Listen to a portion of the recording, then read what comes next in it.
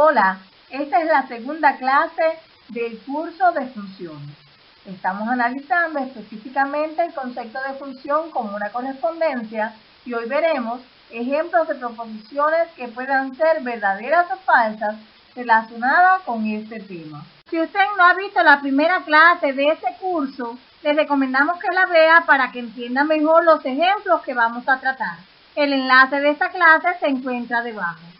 La primera proposición nos dice: la correspondencia donde a cada hijo se le hace corresponder su madre biológica es una función. Aquí en el conjunto de partida tenemos a los hijos, porque a los hijos se le hace corresponder su madre biológica. Entonces, en el conjunto de llegada tenemos a las madres biológicas. Aquí podemos observar, si analizamos la vida diaria, de que cada individuo tiene una sola madre biológica. Por lo tanto, a cada uno de los elementos del conjunto de partida se le hace corresponder un único elemento del conjunto de llegada, independientemente de que existan individuos que tengan la misma madre biológica, es decir, que son hermanos, como es el caso que estamos tomando como muestra en estos diagramas para hacer una representación de esta proposición. Entonces, podemos decir que esta correspondencia sí representa una función, porque como ya dijimos anteriormente, todas las personas solamente tenemos una sola madre, por lo tanto, es una correspondencia donde a cada elemento del conjunto de partida se le hace corresponder un único elemento en el conjunto de llegada. La segunda proposición que analizaremos nos dice: la correspondencia donde a cada madre biológica se le hace corresponder sus hijos es una función. Aquí estamos invirtiendo el conjunto de partida y el conjunto de llegada de la primera proposición. En este caso, ahora el conjunto de partida van a ser las madres biológicas y el conjunto de llegada van a ser los hijos de estas madres biológicas. Cuando vemos la vida práctica, sabemos que hay muchas madres que tienen un solo hijo, pero hay madres que tienen 2, hay madres que tienen 3, hay muchas madres que tienen más de 3 hijos. Ahora, para que esta proposición sea verdadera, debía de cumplirse que todas las madres que existen y que han existido en el planeta, pues tengan un solo hijo, porque así a cada elemento del conjunto de partida, que serían las madres, se le va a hacer corresponder un único elemento en el conjunto de llegada, que sería ese único hijo que cada una de ellas ha tenido. Pero sabemos en la práctica que esto no es así. Como ya decía anteriormente, hay madres que tienen 2, 3, 4 y hasta más hijos. Por lo tanto, esta proposición es falsa. Aquí en el diagrama, pues, estamos poniendo un contraejemplo, es decir, una madre que tiene 3 hijos. A esta madre se le hace corresponder 3 hijos. Por lo tanto, a un mismo elemento del conjunto de partida se le está haciendo corresponder 3 elementos en el conjunto de llegada. Por lo tanto, la correspondencia donde a cada madre biológica se le hace corresponder sus hijos no es una función. Entonces podemos decir que esta segunda proposición es falsa. La tercera proposición nos dice: la correspondencia donde a cada individuo se le hace corresponder los hermanos que posea es una función. Aquí en el conjunto de partida tenemos a todos los individuos. Igualmente en el conjunto de llegada tenemos a todos los individuos. Pero va a ser una correspondencia donde a cada individuo del conjunto de partida se le va a hacer corresponder los hermanos que posea en el conjunto de llegada. Ahora yo te pregunto a ti que estás viendo este video, ¿cuántos hermanos tú tienes? ¿Cuántos hermanos tienes tu compañero de clase? ¿Cuántos hermanos tienen tus vecinos? ¿Cuántos hermanos tienen las personas que tú conoces? Para que esta proposición sea verdadera, Todas las personas que tú conoces y las que tú no conoces deben de tener solamente un hermano. Y sabemos que no es así. Hay muchas personas que tienen 2 hermanos, otras que tienen 3, otras que tienen 4, y puede pasar también que hay algunos que no tienen ningún hermano. Aquí en el diagrama presentamos un ejemplo de un individuo que tiene 2 hermanos. Es decir, a un elemento del conjunto de partida se le hace corresponder 2 elementos del conjunto de llegada. A este individuo se le hacen corresponder sus 2 hermanos.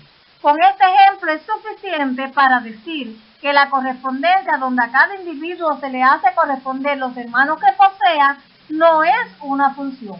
Por lo tanto, esta proposición es falsa. La cuarta proposición nos dice: la correspondencia de R en R, donde a cada número real se le hace corresponder su opuesto, es una función.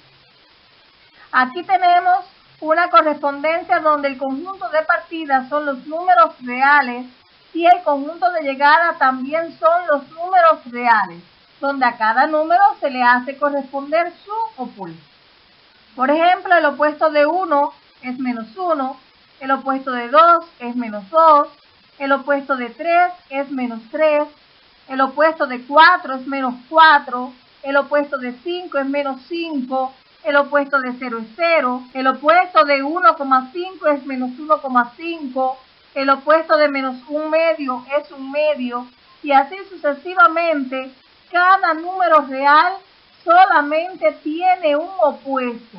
No existe ningún número real que tenga más de un opuesto. Por lo tanto, podemos decir que esta correspondencia representa una función. A cada elemento del conjunto de partida se le hace corresponder un único elemento en el conjunto de llegada. Si esta función es la que nosotros conocemos como función lineal, y igual a -x. Por lo tanto, podemos decir que esta proposición es verdadera. La quinta proposición nos dice: la correspondencia donde a cada número natural se le hace corresponder sus divisores es una función. Antes de analizar esta proposición, vamos a analizar cuáles son los divisores de un número y también vamos a hablar de los múltiplos de un número, porque en muchas ocasiones tenemos la tendencia a confundir los divisores con los múltiplos. Por ejemplo, los divisores de un número natural son aquellos números naturales por el cual yo puedo dividir un número natural y obtener otro número natural. Por ejemplo, si tomamos el número 10, un divisor del número 10 es el 5, porque si yo divido a 10 por 5, voy a obtener como resultado 2, y 2 es un número natural. No pasa así, por ejemplo, con el 4. El 4 no es un divisor de 10, porque cuando nosotros dividimos a 10 por 4, el resultado es 2,5. 2,5 no es un número natural. Por lo tanto, 4 no es un divisor de 10. Ahora, tenemos a los múltiplos. Los múltiplos son aquellos números que yo obtengo al multiplicar un número natural por otro número natural. Por ejemplo, 20 es un múltiplo de 10, porque 10 por 2 es igual a 20. 30 también es otro múltiplo de 10, porque 10 por 3 es igual a 30. Volviendo a nuestra proposición número 5, el conjunto de partida sería el conjunto de los números naturales y el conjunto de llegada sería también el conjunto de los números naturales, donde a cada número natural se le va a hacer corresponder sus divisores. Vamos a ver algunos casos a ver qué pasa. Por ejemplo, el 1. Un divisor de 1 es 1 y es el único divisor que tiene el 1. Vamos a ver el 2, que es el otro número natural. ¿Quiénes son los divisores del 2? Si nosotros decimos 2 entre 1 es 2. Por lo tanto, 1 es un divisor del 2. Pero 2 también es otro divisor del 2, porque 2 entre 2 es igual a 1. Es decir, que el 2 tiene 2 divisores. Veamos el 3. Cuando nosotros decimos 3 entre 1 es 3. Es decir, el 1 es un divisor del 3. El 3 también es otro divisor del 3, porque 3 entre 3 es igual a 1. En el caso del 4, podemos decir que tanto el 1 como el 2 como el 4 son divisores del 4, porque 4 entre 1 es 4, 4 entre 2 es 2 y 4 entre 4 es igual a 1. Por lo tanto, podemos observar que a los elementos del conjunto de partida se le hacen corresponder más de un elemento en el conjunto de llegada. Por lo tanto, esta correspondencia no representa una función. Es decir, la correspondencia donde a cada número natural se le hace corresponder sus divisores no es una función. De paso, el 1 es el único que tiene un solo divisor, que es el 1 mismo. De ahí, los números primos solamente van a tener 2 divisores, que sería el 1 y el mismo. Y de ahí en fuera, todos los demás números, excepto el 1 y los números primos, van a tener 3 o más divisores. Entre mayor sea el número, más cantidad de divisores tendrá. Por tanto, podemos decir que esta proposición es falsa. La sexta proposición y última que veremos en esta clase dice: la correspondencia definida de R en R, donde a cada número real X se le hace corresponder 1 sobre X, es una función. Aquí igualmente el conjunto de partida son los reales y el conjunto de llegada también son los números reales. Y es una correspondencia donde a cada número real se le hace corresponder 1 sobre X. Es decir, se le hace corresponder su recíproco. Por ejemplo, el recíproco de menos 2 es menos 1/2.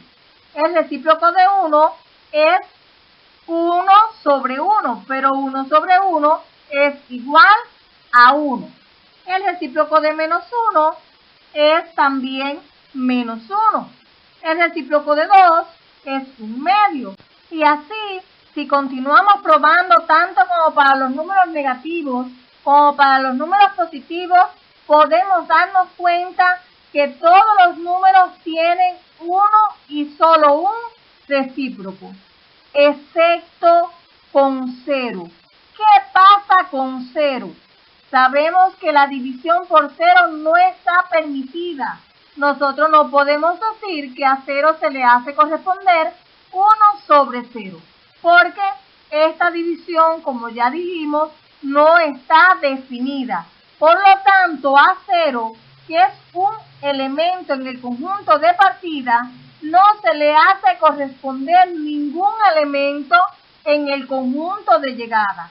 Por lo tanto, esta correspondencia no representa una función. Entonces podemos decir que esta proposición es falsa. Esta proposición nos enseña el cuidado que debemos de tener a la hora de analizar una correspondencia. Todos sabemos que el conjunto de los números reales tiene infinitos elementos. Es un conjunto infinito. Por lo tanto, aquí el conjunto de partida tiene infinitos elementos. Y todos esos elementos cumplen con el concepto de función. Es decir, que a cada uno de ellos se le hace corresponder un único elemento en el conjunto de llegada, que es su recíproco, excepto el 0. Es decir, excepto 1, que no cumple con la condición de función porque no se le hace corresponder ningún elemento en el conjunto de llegada. Por lo tanto, la correspondencia no representa una función. Es decir, con un solo elemento que no cumpla la condición, es suficiente para decir que la correspondencia no representa una función.